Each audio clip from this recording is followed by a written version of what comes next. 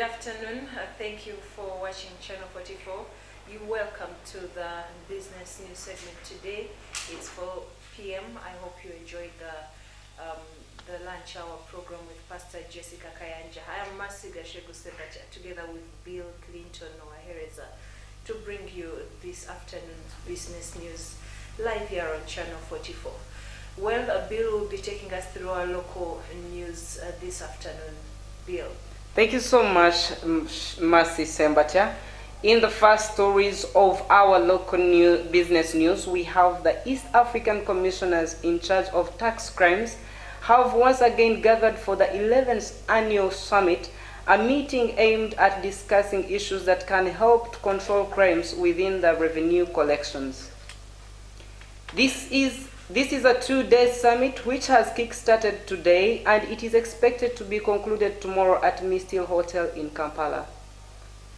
Speaking at the opening of the summit, Dennis Kigonza Katebe, Uganda's commissioner in charge of tax investigation department, has confirmed the number of countries which have attended the summit, and these include Uganda, Burundi, Tanzania, Kenya, Rwanda, and South Sudan.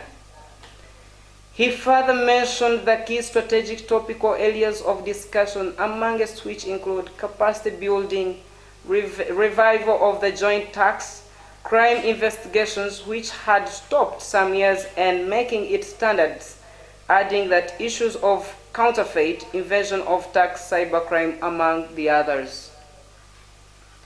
However, Commissioner of East African Revenue Investigations Department revealed some of the challenges, amongst which include the old existing laws which they think have to be amended in order to effectively perform their duties, and also the border restrictions in some countries which have hindered some of their operations on these borders. Issues. The first one is integrity and ethics. So integrity and ethics is a responsibility that we all hold. We are responsible for management of an investigation of staff in terms of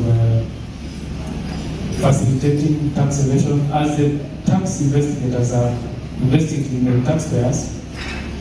There are officers investigating the character and conduct of the officers facilitating that tax evasion. Of commissioners' tax investigations in the region, East African region. We have the commissioners from Kenya Revenue Authority, from Tanzania Revenue Authority, from Burundi, from Rwanda, from South Sudan. They are all here, and we always meet annually to discuss the cross-border crime and see how we can build ourselves, build capacity, and share information to fight cross-border crime and tax evasion.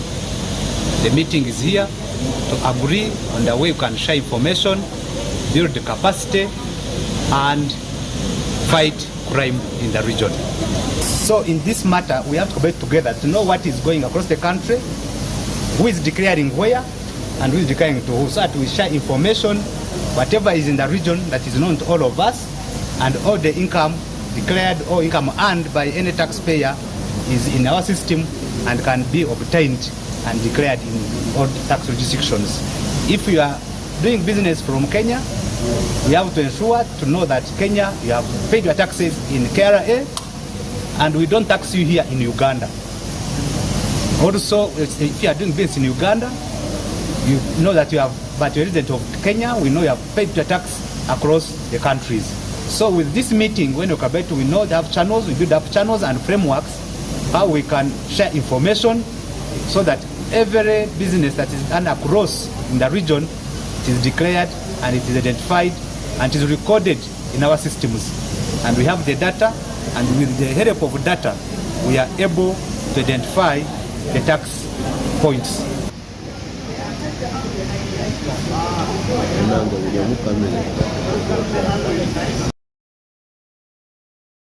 And in other news, police is holding 9 suspects in connection with fraudulently withdrawing 6 million shillings from a client's account in Stanbic Bank.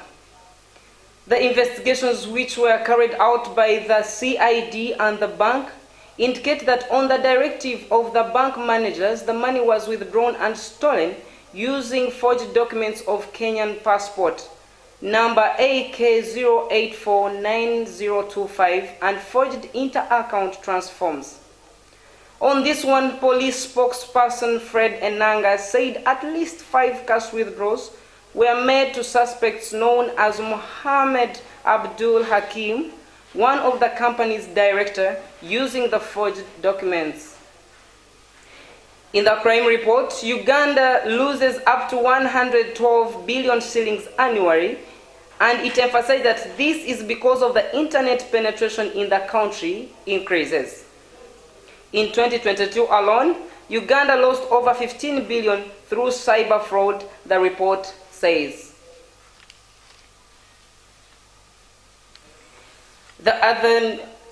In the other news, the government is scheming a new import tax on all gold exports in the proposed revised mining and minerals export tax regulations. The new tax, according to the regulations seen by this press, is meant to avoid loss of revenue to the government. There shall be a charge tax on proposed gold at the rate of United States dollars 200 per kilogram, which is exported out of Ugandan sub-region. Clause 1 of the place reads, it adds the tax referred to in the first press shall be paid by the exporters of the Ugandan Revenue Authority at the processed gold exported out of Uganda. The proposed regulation also states that processed gold refers to the refined gold with a minimum of 99.5% purity, since the export of fineness and fine gold was banned during the Minerals Act Bill of 2021 was signed on February 17, 2022. That marks the end of our local business news. Let's call for the fuel prices at different fuel pumps in Kampala. Well, because of unavoidable circumstances, we are going straight into our international news segment, or here on Channel 44. In Nigeria, people have taken to sleeping outside banks, and they want to be among the first in line to get notes from cash machines or once it is loaded up during the day. A lack of newly designed Naira notes has led to a cash shortage and a growing sense of anxiety among those desperate to get hold of their money in a country where 40% of the population do not have bank accounts. The Supreme Court has even become involved in and has ordered that the deadline to hand in old notes be extended, but this has made a little difference.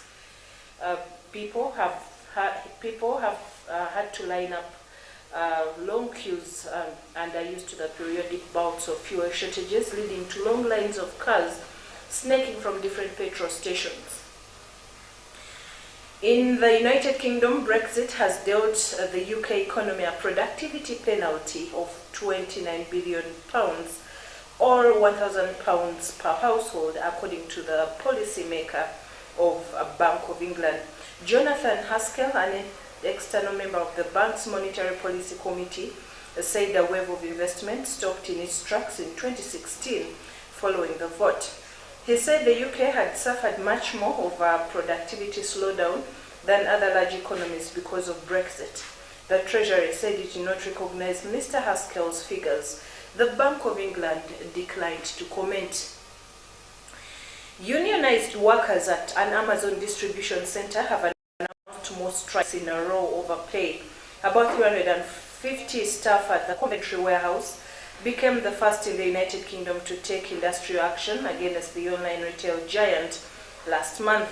The GMB union is calling for a pay rise from £10.50 to £15 an hour, although the union is not recognized by the Amazon. Amazon previously said it offered competitive pay, which had risen by 29% in 2018, as well as other benefits. Because the tech giant does not recognize the union, it does not enter negotiations with its representatives. GMB announced further strike dates to the employer at 13 GMT. The industrial action is due to take place on the 28th of February, 2nd of March, and for 1 week between 13th and 17th of March. Ford is investing $3.5 billion to build a battery plant in Michigan, a move that will help the automaker take advantage of more federal tax credits for electric vehicles.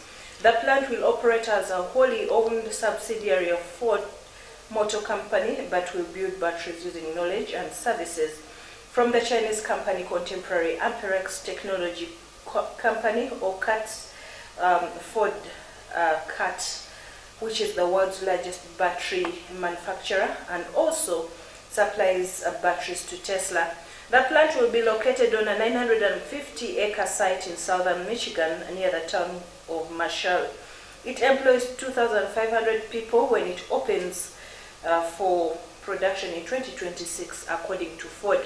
Congress passed the $430 billion Inflation Reduction Act legislation in August to restructure how EV tax credits are allowed. Under the new law, consumers buying an electric vehicle will be eligible for tax credits of varying amounts, depending on whether the vehicle itself, as well as its batteries and battery components, were manufactured and the battery minerals extracted in the United States. In Hong Kong, the Japanese government has nominated Kazuo Ueda to lead its central bank in a surprise move that could pave the way for the country to wind down its ultra-loose monetary policy. If appointed, Ueda, a 71-year-old university professor and a former Bank of Japan board member, would succeed Haruhiko Kuroda, the country's longest-serving central bank chief and the architect of its current yield curve control policy, YCC. His term ends on April the 8th. Ueda's nomination must be approved by both houses of parliament. Each is currently controlled by the ruling party, the ruling coalition, before the government of Prime Minister Fumio Kishida can formally appoint him for a 5-year term. Analysts believe Ueda's appointment could increase the odds that the Bank of Japan will exit its prolonged ultra-easy monetary policy, which is increasingly difficult to maintain at a time when inflationary pressure is rising and other central banks are hiking rates aggressively. In New York, several U.S. mobile carriers experiencing technical difficulties last night. Down Detector, a website that tracks service problems and outages, indicated that AT&T, T-Mobile, Verizon and Boost Mobile are all experienced a spike in reports on Monday night. It was unclear if the problems were connected. Neville Ray, the president of technology for T-Mobile, tweeted late last night that the company was addressing the third-party fiber interruption that has intermittently impacted some voice messaging and data services in several areas. Ray later tweeted that T-Mobile had seen significant improvement and is operating at near normal levels. It was unclear which geographical areas were affected by the issues. AT&T, Verizon and Boost Mobile could not be immediately reached for comment. In New Delhi, Indian tax authorities have raided the BBC's offices in New Delhi and Mumbai this morning, weeks after the country banned a documentary from the British broadcaster that was critical of Prime Minister Narendra Modi's alleged role in deadly riots more than 20 years ago. The BBC News reported on television that people had not been allowed to enter or leave the offices. The raids come after the Indian government said it used emergency powers to block the documentary from airing in the country, adding that both YouTube and Twitter complied with the order. The move polarized reactions in the world's largest democracy. Critics decried it as an assault on press freedom, while Modi's supporters rallied to his defense. A BBC spokesperson told the press that the organization was fully cooperating with the authorities and said they hope to have the situation resolved as soon as possible. The two-part documentary, India, the Modi Question, criticizes the then Chief Minister of the western state of Gujarat in 2002 when riots broke out between the state's majority Hindus and minority Muslims. It was broadcast in the UK in January. Meanwhile, India's market regulator has confirmed that it is investigating allegations made by Hindenburg Research against companies owned by multi-billionaire Gautam Adani. The Securities and Exchange Board of India also says it is examining market activity around the report. Mr. Adani's business empire had over $100 billion wiped off its stock market value after the claims of market manipulation and financial frauds. Adani Group has denied the claims. Yesterday, SEBI said in a Supreme Court filing that it was studying the allegations and the market activity immediately proceeded and post the publication of the report. SEBI is strongly and adequately empowered to build, to put in place regulatory frameworks for effecting stable operations and development of the security markets, according to a filing